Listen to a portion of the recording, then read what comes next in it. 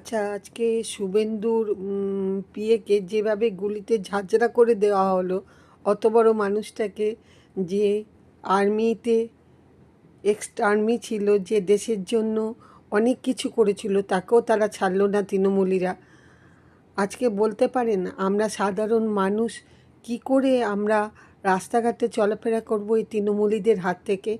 আমি সমস্ত BJP leader এবং আমার সমস্ত বিজেপি ভাই বোনদের কাছ থেকে আবেদন করছি যে তারা যেন সাধারণ মানুষের দিকটা একটু দেখে, যাতে তৃণমূলীরা বিজেপির গেরুয়া তিলক পরে তাদেরকে মারধর না করে।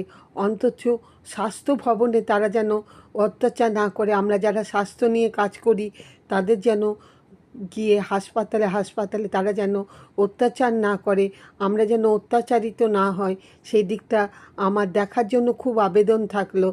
আজকে আমরা সরকারটা চেঞ্জ করেছি আমরা হিন্দু বলে, নাহলে আমাদের আজকে সনাতনী ধর্ম গ্রহণ করতে হতো।